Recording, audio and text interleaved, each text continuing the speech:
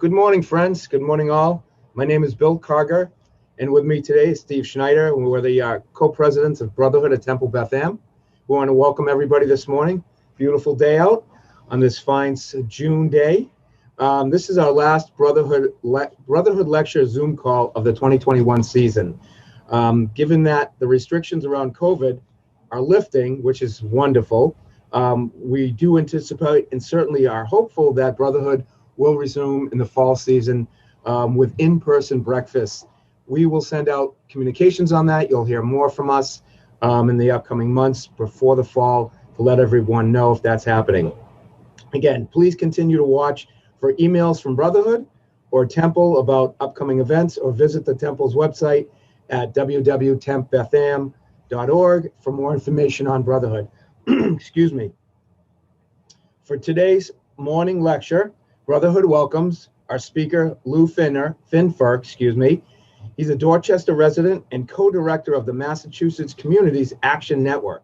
Now, if everyone can hold a piece of bread, I happen to have one here. I'll quickly say the motzi. Okay. Baruch atah Adonai Eloheinu melech haolam hamotzi lechem min haaretz. Amen. All right, I'm going to introduce Lew Finfer. So Lew Finfer is a Dorchester resident and a co-director of Massachusetts Community Action Network and has been an organizer in Dorchester since 1970. Lew will share with us this morning what redlining, blockbustering, and other common practices used in Boston's Jewish and African American communities by the banks and the federal government agency FHA HUD, which is really the Federal Housing Administration and U.S. Department of Urban Development. This resulted in fast foreclosures, mismanagement of homes, and abandoned housing that mushroomed over time. Lew will explain why the Boston leaders failed to respond and prevent these tactics, and lessons of this that could apply today. So please join me in welcoming Lew Finfer. Good morning. Thank you, Bill, for that introduction, and thank you to the Temple Brotherhood for inviting me. As Bill said, I've been a community organizer in Dorchester starting in 1970. So some of the events that I'm going to talk about today are ones that I know about firsthand from having worked there back from that period. It might help me if some of you may have lived in Dorchester and Mattapan in the past, or may have relatives who did, and of course, some of you haven't. But if you have yourself lived in Dorchester, Mattapan in the past, or have relatives, maybe you could just put your name in the chat, and if you know the street, write down the street. Otherwise, just say Dorchester or something. That'll just give me a sense of what background some people may have to the direct events I'm going to talk about and some of the reference points and locations. So if you have those connections, so to speak, we call it now people OFD, originally from Dorchester. There are bumper stickers like that now. And also Roxbury, certainly lists Roxbury as well as Dorchester and Mattapan. And I'm seeing some people listing already Westmore Street and Winthrop Street and Clarkwood Street and so forth, and I'll look for any others. Maybe we could look at the slide number 3. I do this a lot as a walking tour and discussion, and usually we begin right here at this storefront, which is now called Family Hardware at 1106 Blue Hill Avenue. It's about 2 blocks north of the intersection of Blue Hill Avenue and Morton Street. And then we walk down, if you can see the street sign, which is pretty small, but the street sign says Ansel Road, and that's the road to the right. And we walk down that road to the right, and then we look at 3 churches. You can see one in the distance that used to be synagogues from this period. So right in front of the door to this Family Hardware, there's still a mosaic that says G&G, because this is the site of what was called the G&G deli, which was kind of a penultimate gathering place for the Jewish community from the 30s through the early 70s. If we could go to slide 6. So this is what it looked like back in the day. On the left, you can see the signage and the road that was named after Julius Ansel, and even that's a copy of an advertisement when it opened, or grand opening or reopening in 1948. So this was a cultural gathering place because the Jewish community, the community there was about around this area of kind of you would call Western Dorchester into Mattapan, was probably about 3/4 Jewish and 1/4 Irish Catholic. And then the neighborhoods to the east were almost entirely Irish Catholic. This was a gathering place because the Jewish community was such frequent voters. Every president, starting with President Roosevelt, President Truman, President Eisenhower, President Kennedy, visited there or attended a political rally, which is often held there around election time. And in 1968, when Hubert Humphrey was running for president, he went there and reportedly consumed 2 hot pastrami sandwiches and took 2 to go. So that's the G&G Deli. And the Ansel Road was named after Julius Ansel, who was a famous Jewish politician, who was a city councilor, state rep, and state senator, a very colorful figure. He gave out his business cards when he was an elected official. The phone number listed on his business card was the G&G Deli phone number, because that's where he operated his office, so to speak, at a table in the G&G Deli. So that's the past and the kind of a cultural part of this, what I'm going to present, which the rest is different from this. So let's move to slide 5, which is, I think, the one before this. This is kind of a map of the area current day, but we're kind of in the area in the middle of the map called Franklin Field South in Dorchester, and just 3 or 4 blocks south of that is Morton Street, and south of Morton Street is the beginning of Mattapan. And you look to the east where it says Dorchester Center and Codman Square are other parts of Dorchester that were then predominantly Irish Catholic. And today, the area is that about 2/3 of Dorchester from the west to the middle is predominantly African American, Haitian, and Caribbean. And then 1/3 is white on the eastern side, and it's still predominantly Irish Catholic. And that's Dorchester today. So let's move to slide 7. This is what was called the Hecht House, which was a major community center and recreation center, and had various classes in arts and crafts and so forth. It's located on American Legion Highway, which was it's about 6 or 8 blocks north of where we were at the G&G Deli, and is now called the Lena Park Community Center. So this is a aerial picture of Franklin Field, which is a huge park just north of here. And this was a big gathering place. The wall at Franklin Field was a big gathering place where residents gathered in kind of like around their age group. Teenagers would gather in different age groups along the wall in clusters, and adults of different ages would gather in different places along the wall that's along Blue Hill Avenue still today of Franklin Field. There's a famous journalist named Nat Hintoff, who wrote a memoir of growing up in this area called Boston Boy. He went on to be a famous writer about civil liberties and also about history of jazz, and he wrote for the Village Voice in New York. And in his rebellious period in the 40s, he once sat on that wall at Franklin Field on Yom Kippur, eating a hot pastrami sandwich to show his rebellious streak. This is about a block from the G&G Deli. You can, where that car is on the right is the rear of the G&G Deli. And this is what was called Chevre's Shas. And this is and is now called the Way of the Cross Church. And let's move to the next slide.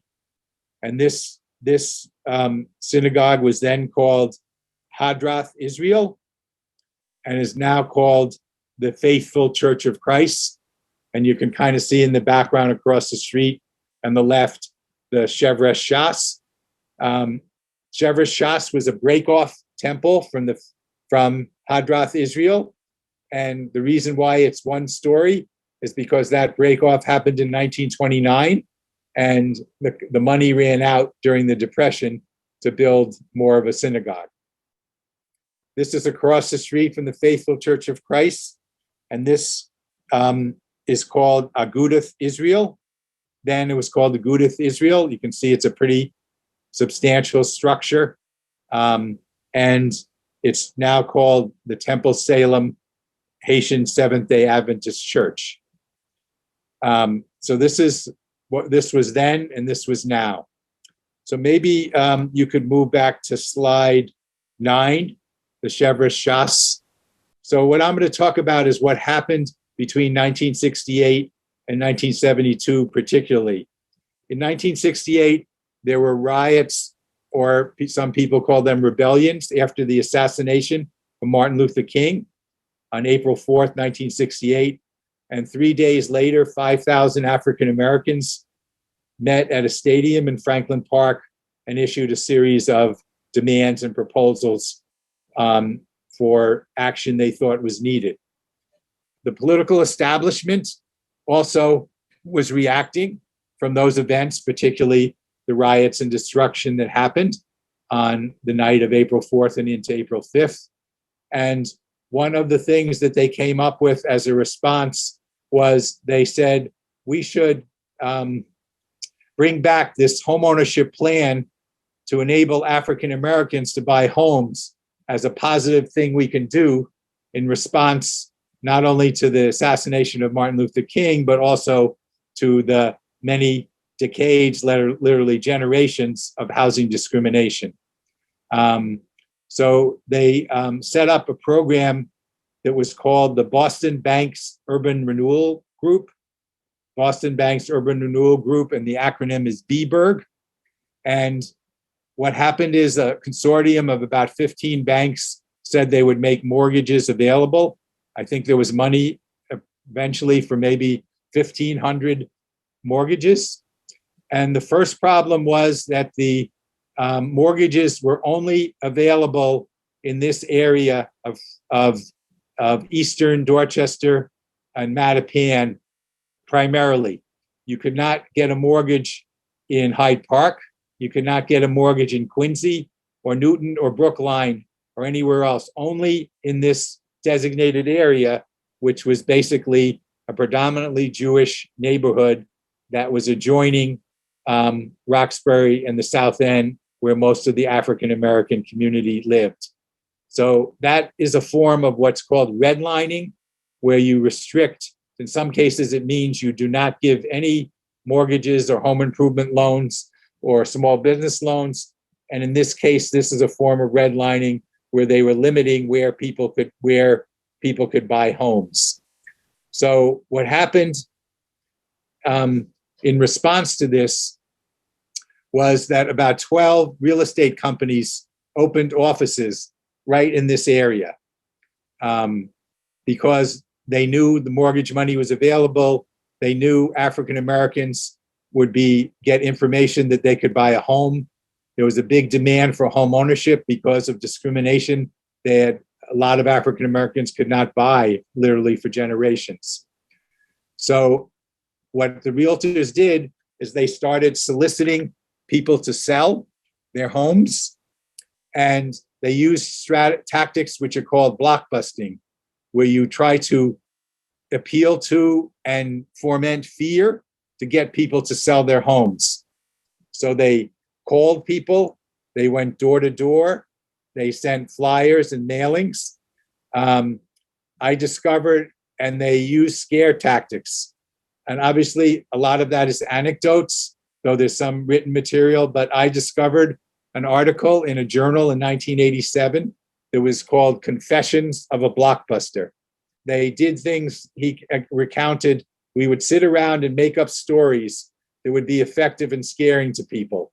One of the stories they used was, hey, do you know the house across the street? It's being sold to a Black family.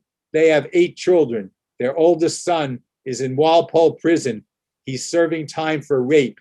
He's getting out in 3 months. Do you want him to live across the street from your daughter? These are the kind of blockbusting tactics that were used by realtors because they benefited, because anytime a house was sold, they got a commission. And then occasionally they might have bought and resold houses for profit. So this is the blockbusting. This is where Temple Beth Hillel was, a major synagogue. This is on Morton Street on the line between Dorchester and Mattapan. And you can see it was a substantial temple on the right and a substantial religious school on the left. It's now the site of what's called the Berea Seventh-day Adventist Academy religious school for Haitians.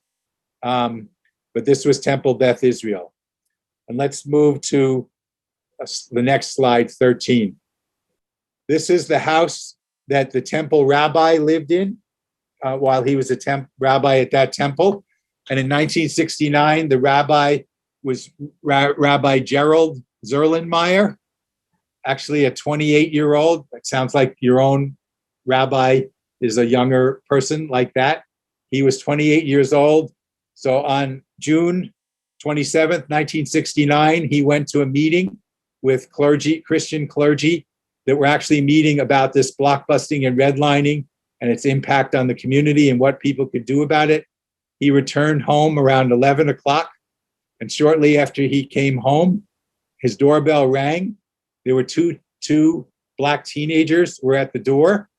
And one of them threw an envelope of a powder that was acid in his face. And the other one handed him a note that said, "Lead the Jewish racists out of Mattapan." Now, his home is at the end of a dead-end street. They did not rob his home. They just left. The rabbi he had to go to the hospital and get bandaged. He tried to cover up the injury because he knew what fear it would have incited in the community, but it came out. And a week later, there was an article in the Jewish Forward about it. So you can imagine the fear and the kind of stories that spread. No one knows who these 2 teenagers are. I would bet my life that they were paid by the real estate blockbusters because they didn't rob the house. Teenagers don't walk around with notes saying, "Lead the Jewish racists out." So it's just inconceivable to me that this was an act that they did on their own. But 3 months later, in September of '69, at the high holiday services for Temple Beth Hillel, maybe you want to go back to that slide, the one before, the board of the temple announced that they were closing the synagogue and moving. They moved in part to Temple Beth Hillel in West Roxbury. The temple board had not told the rabbi, had not told any of the congregant members. So people were shocked and angry. And if you can believe it, one of the board members got into a fight with a congregant right after the announcement during the high holiday services. That's the kind of division that was fostered. And the intent of those who paid those teenagers to do that was obviously fulfilled by getting people scared and by a major institution closing because of this. So that's what happened with the redlining and blockbusting. As there's more to say, but those are some examples. There's a whole bunch more I want to talk about, but maybe I should stop in case there's any questions people have that are in the chat or people want to write in the chat or say out loud. My husband grew up in Atlanta, and I don't know if you're aware of the temple bombing in the late 60s. It was also mentioned in Driving Miss Daisy. Thank you for bringing that up. There's a book that's written about it as well. And also there was an incident where my husband's uncle they were buying a house in a neighborhood, and they paid for the house. Before they moved in, the neighbors came to them and said, if you move into this neighborhood, we will make your lives miserable. Right. These kind of practices in real estate go back more than 100 years. Yeah. And Jews themselves were the targets of exclusionary racial covenants that did not allow them to move into neighborhoods. This book I'll hold up, called The Color of Law by Richard Rothstein, writes about some of that content during the 20th century. And Susan mentioned other places. Yeah. This type of program that I'm talking about happened in Dorchester, Mattapan. Similar things happened across the whole United States, because in 1968, the previous law allowed and also sanctioned it in regulations, allowed discrimination in sales of homes. It had language about maintaining homogeneous neighborhoods. Yeah, this was Atlanta. This all over the country. This book I'm holding up, Cities Destroyed for Cash by Brian Boyer, recounts some of that history in many other cities in the United States.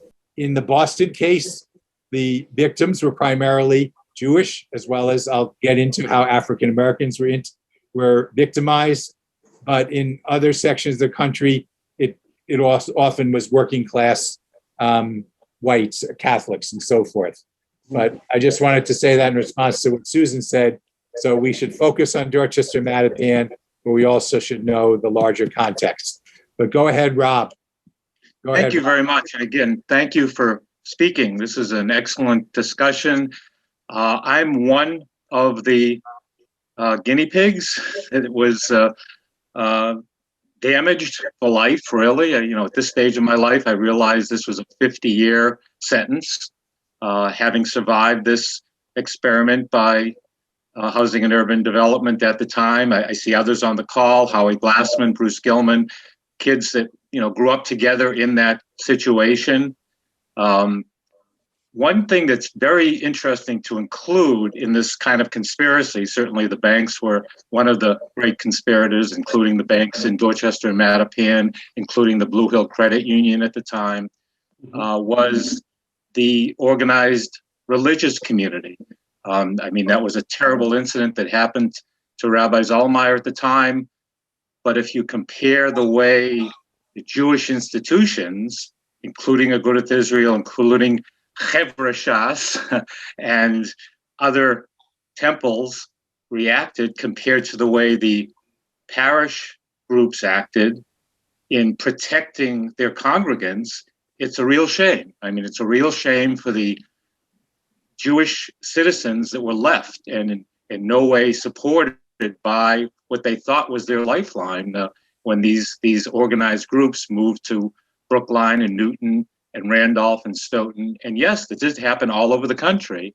But to this day, I don't know that things have changed very much.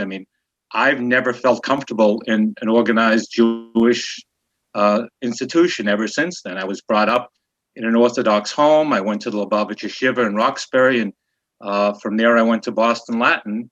And it was quite a shock in 1966 to make that transition. So I'm interested in other folks' feelings. We used to drive out to BBG parties in Framingham. That was our positive experience between Dorchester and Framingham. Thank you. And Howie Glassman is raising in the chat, why didn't the politicians in that area or Boston-wide deal with this? Which is a good question. So, and it's also a Jewish question. On the political level, this was brought to, certainly brought up, and there were newspaper articles. It was brought to the Boston City Council, but all they did was pass a ordinance for a $25 fine against blockbusting, which is, nothing. It was brought to Mayor White, and he was somewhat distracted he later admitted some years later he was distracted. He sort of said, well, I didn't hear that much about it, but then he said, I was kind of distracted because I was running for governor. I asked Congressman Barney Frank, who many of you remember. He actually was Mayor White's chief of staff back in this period. And I asked him a few years ago why the city didn't do more. And he said, well, we asked the BRA, the Boston Redevelopment Authority, to meet with the banks and try to get them to change the area for mortgages so that it wasn't all concentrated in this area. And the banks refused and said, either we're going to do this or nothing. And they did. But to me, it was also that Mayor White was not pushing them. It's one thing for them to ask and they say no. If you're the mayor of Boston, you have some clout regarding banks, and he didn't use it in this case. So the other problem was there was an organization of residents, Jewish residents, who came together in a group called the Mattapan Organization, which involved Jews from the area, particularly the Wellington Hill, which is the first part of Mattapan south of this area. And they organized to try to prevent this. They had meetings with the realtors to try to get them to stop blockbusting, which they wouldn't. They appealed to politicians. They also appealed to the Combined Jewish Philanthropy and the Jewish Community Relations Council. And the Jewish, as recounted in the book that Rob held up, which I recommend, is called The Death of an American Jewish Community. This book by Rabbi Hillel Levine and Larry Harmon, who's a journalist, wrote this book about the events of this time, but a lot also about the history of the community going back to the 30s and so forth. And this picture is taken from the window of Agudath Israel, the picture on the cover. But basically, the Jewish community leaders said, why don't you move? You know, we moved. Why are you still living in that kind of area? We can help you move. We can help you relocate, which is not the answer they wanted. And, you know, obviously there were elements of class at play here because the Jewish establishment was middle class and upper middle class, and the people appealing from Dorchester and Mattapan were working class and poor people primarily. And at one point they wanted to sue the banks, and they tried to find support from those same leaders, and the leaders refused to give them support because they saw it as we'd be making waves or something like that. So it is easier to judge people in the past when we weren't there, but there was a failure of Jewish leadership alongside the failure of Boston's political leadership to deal with this blockbusting and redlining. I want to go into more of the impact of this on the community and the African Americans who came in, but let me stop because others I think want to talk about their own experience or questions. So let me open it up to other questions or statements people want to make. I'll just make one more if I could, please. And again, I also see Al Davis, known as Robin Friedman, joining us. We grew up in Louis Nadell AZA, which was a very large part of BBYO in Dorchester and Mattapan at the time. During that time, 68, 69, there was an experiment within BBYO, that's the B'nai B'rith Youth Organization, that was started by the leadership of the organization to propose that there was going to be a Black individual joining our group. And it was really part of the same blockbusting mindset, whether it was started by a real estate interest or some kind of social experimenter. That was the mood at the time.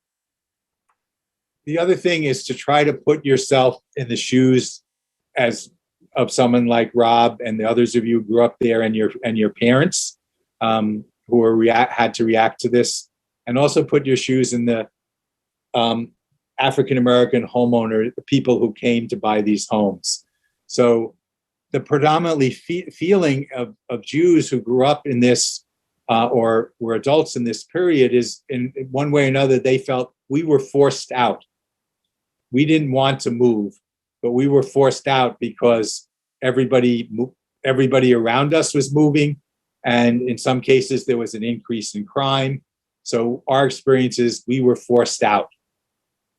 And the experience of, and that's really real, and some of you are saying to that, the experience of African-American homeowners was we moved to an area that was in good shape physically and was white, and we wanted to live in an integrated area, which was then a prized ideal to work for, because this was the civil rights period in the 60s. And basically, all the Jews left us in a few years because it was we who moved in, and that was their experience. So both are really true, but in some ways, in my viewpoint, both the Jews and the African Americans were victims of really what I would call the institutional forces and institutional racism as exercised by the realtors, the banks, and the failure of the political leaders to respond. I want to proceed a little bit more about what happened in this transfer of ownership between Jews and whites and African Americans. But let me stop again and see if there's any other questions or comments people want to make. So this is very interesting. It's great to hear different viewpoints on these events. I was a Mattapan resident up until 1969, and I think one thing that surprised me about the experience and probably surprised a lot of other Jewish families is how quickly this transpired and how quickly it happened and how many variables changed so abruptly. I don't think anybody was really prepared for so many changes. They had a middle school in Mattapan called the Solomon Lewinberg that at the time, I think back in the mid-60s, was probably the top middle school in the city academically. And within a few years, from 1968 on, it became one of the worst middle schools in the whole city. And a number of different factors were all coming together, all in a very short period of maybe 24 to 36 months. And I don't think anybody was prepared for how quickly it was going to change. Everybody just had no idea because they had been in Mattapan for a long, long time, for years, and owned homes for 20 years or 15 years. And I think that was really nobody was prepared and nobody was helping. So everybody was kind of on their own, I think, on trying to figure things out on what is the next step, what do we do? And then the other thing is, I think by 1968, the folks who had stayed, a lot of times it's because of economic reasons, that they didn't have the economic flexibility and to create more options. So they were economically very limited with the options that they could go to. Kind of one interesting story in the book that Rob had mentioned was the story about Georgetown, which was built around that time by Beacon Construction as kind of a rural condo away from the city, with yards and trees. And I guess it was originally built, which I didn't realize, to attract the Irish population in the city that were moving out at the time and were looking to get away from the congestion of the urban neighborhoods. But of course, at that point in time, the Jews really saw that as kind of a refuge. There was a really nice spot still in the city, and they kind of scrambled. Everybody kind of scrambled around to see, did they know anybody who could help them, maybe on the waiting list, get in sooner, get priority. So I think there was a lot of desperate activities that were going on. I didn't feel people knew where to go to look for help or advice. So that's my perception. Again, I was young. I was still in high school and, still 15 years old, trying to kind of make my way on what this really means. So That's all. I think that's very accurate. And your experience in Georgetown that he refers to is in Hyde Park. Some people also moved to Westbrook Village, which is a apartment complex partially in West Roxbury and partially in Brookline. And some people moved to Randolph, south of the city. Some people moved other places, but those were probably the predominant places. And yes, it did happen very fast because the mortgages were available. They were only available in this area. The realtors were relentless in pursuing this. One of the realtors named Keneally, his brother was an FHA inspector. FHA was the part of the Department of Housing and Urban Development that inspected the homes that were given what were called FHA insured mortgages. So Keneally, the realtor, would go around and say, you know, my brother is a housing inspector under FHA, so he knows all the houses are going up for sale, and there's this one and this one and this one and this one. And he inflated the number going up for sale, but there were a lot going up for sale. There was that kind of things going on in this relentlessness to this. And then as people saw I don't think most people necessarily started out saying, I'm going to move, but as they saw other people move, it obviously got depressing. Why is everybody moving? What does it mean for me to stay? Became a question that was on people's minds. And then when there were incidents like happened to the rabbi in '69, and at the first synagogue I showed you that was Chevra Shas, was broken into, I think, in '71, and someone set the Torahs on fire, and they had to be buried in a ceremony. So those kinds of things, you can imagine the fear. There was pressure that was put on people. What happened on the other side, I want to get to, because we don't have much time, the experience of African Americans. The banks offered them what are called FHA mortgage insured mortgages, which allow a lower down payment. The other kind of mortgage, when it's just between you and the bank, is called the conventional mortgage, and you often had to put 20% down. An FHA mortgage, which is insured, you have to put 3 to 5% down. So in that way, it's more feasible for people buying a home to do that.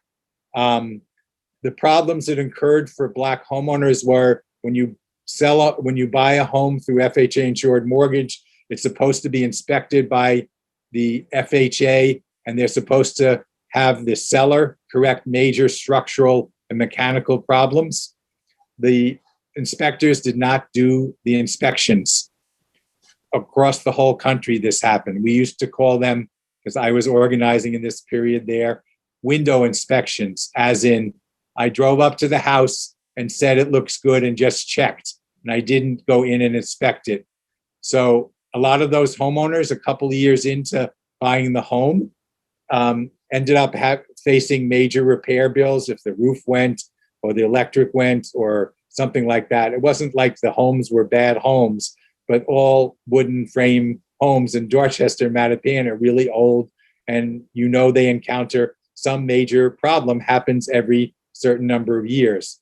But if you put all your life savings into buying the down payment and then you move in and you're faced with a major repair, it's a real problem. And if you're in a 2 or 3 family house, the tenants might step up and stop paying the rent because of the services going down. And under these FHA mortgage, so the inspections weren't done. We actually had to organize to pass a national law to allow homeowners to file claims against the government, which passed, and eventually 600 people in Dorchester, Mattapan, Black homeowners got claims paid. But that didn't help another 800 people whose homes were foreclosed. The other problem that happened with these kind of mortgages is that since they're insured, if the homeowner falls behind even 2 months, the bank can foreclose and deed the home back to the FHA HUD and get all the money. we called this phenomena fast foreclosure, and they did that. Had they been a mix of other kinds of mortgages, which are called conventional mortgages between the bank and the homeowner, they would not have foreclosed quickly because the bank would have ended up managing the building, and they're not set up to do that. So this was another problem that the Black homeowners had: the inspections leading to repair costs, the fast foreclosure. And then when HUD foreclosed on these buildings, when the banks foreclosed and deeded them to HUD, HUD didn't know how to manage the buildings. They were not set up to manage, as someone said, it happened really quickly. Howie said, it happened really quickly to HUD. All of a sudden, they had to manage 800 units, 800 homes. They didn't know how to do that. And the buildings got vandalized and stripped, and there was arson. I lived next door to one of them at the time in Dorchester, and deterioration spread. And then it became a self-fulfilling prophecy to the banks to say, well, we don't want to give more mortgages or home improvement loans or small business loans in that area. Look how run down it is now. And how did it get run down? Because of their institutional actions. But again, go back to the experience of African Americans. I'm buying my American dream, I'm moving, and then the whites move. I have these home inspection issues, and then my neighboring Black homeowners start to get foreclosed on. These buildings became abandoned, and they're torn down or they're left as eyesores. So my experience is not a good one. The same way, going back to the Jewish experience, of feeling that they were forced out by these events and changes so quickly was not a good one. So this is what happened. And there's this very hard legacy that there's a poignancy and a hurt that some of you have said you felt and expressed on this call, which is real, and it's honest and it's real. And there's also a legacy of hurt for the African American communities, the individual homeowners, and how long it took these neighborhoods to revive, at least physically revive, after they had so many buildings that were abandoned and torn down and so forth. So that's some of the history. Let me again open it up to questions or comments people have. My name is Al Davis, and grew up in Mattapan right about that time, like Roman and Howie Glassman, high school, 16, 17 years old. And I just want to concur that, look, my parents really wanted to stay where we were. They loved living in Mattapan. We were happily situated. But I think we ended up being like one of the last families out because they just didn't want to give in to the idea that they had to move. And then there was that point in time where they had to move. And we all knew it. And I've talked to our friends, and some said they were aware of what was going on, some were not. But I was really very aware of it because I could feel it in my own home, the fear. And when you're that age, which I am now, that fear causes you to just do what you need to do to survive. And for them, they moved to Randolph, and I had already stopped living. I'd already stopped living with them, so they were really there in the early 70s, to the point where they were the only white family on their street, and they were very intimidated by that. And I think that I've battled now, like with my family and my children, is to try to go beyond that and not be racist, to be different and to learn. But we grew up at a time where we were really scared and threatened. We were on the streets as teenagers, and it became dangerous. And the old tradition of going to Franklin Park for the high holidays and playing buck and sitting on the wall and preening as teenagers. I can distinctly remember the year that nobody did that because it was just too dangerous. Yet, the other side of the coin that Lew, you've outlined, was that there were two groups of people being severely taken advantage of. We all know what we went through, but the Black experience in home buying, they were really used, and they were really suffered because of the fact that they were sold homes that they were not right for sale. The bank was a conspiracy to like see them fail and see the whole thing fail. I just want to add one more thing.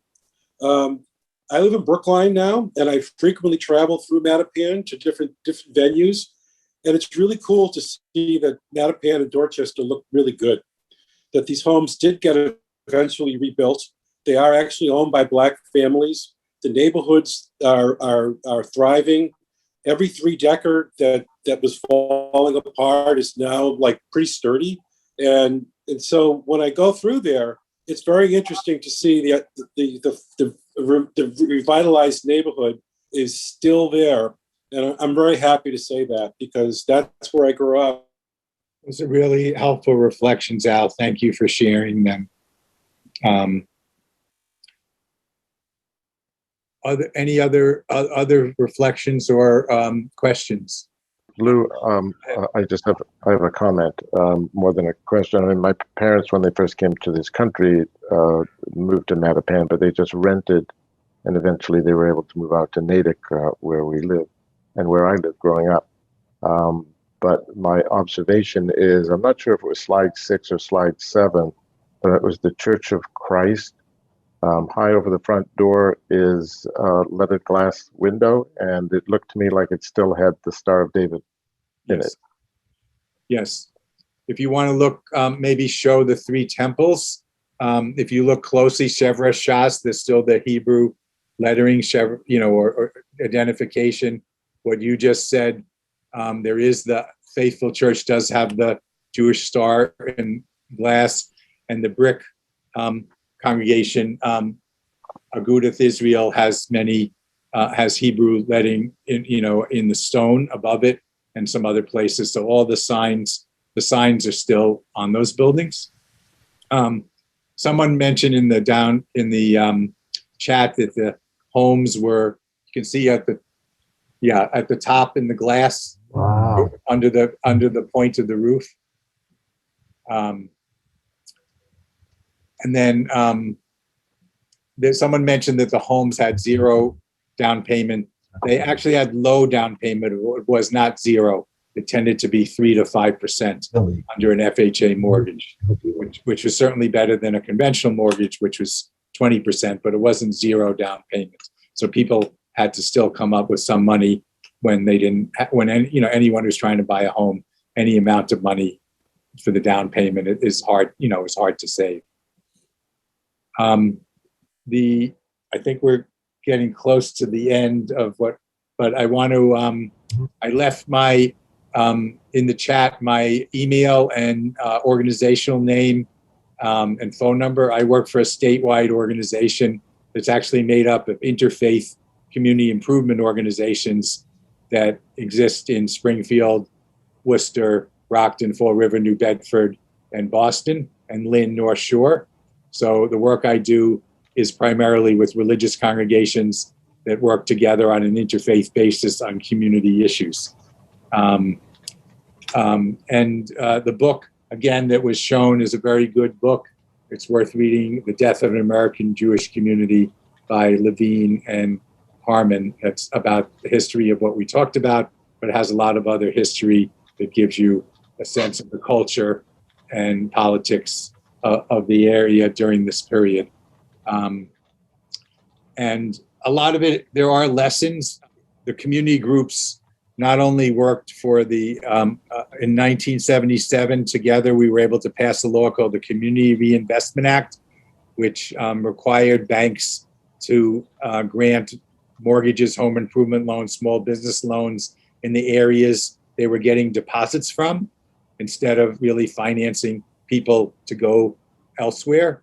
And we were able to get that law passed, and that law is still used.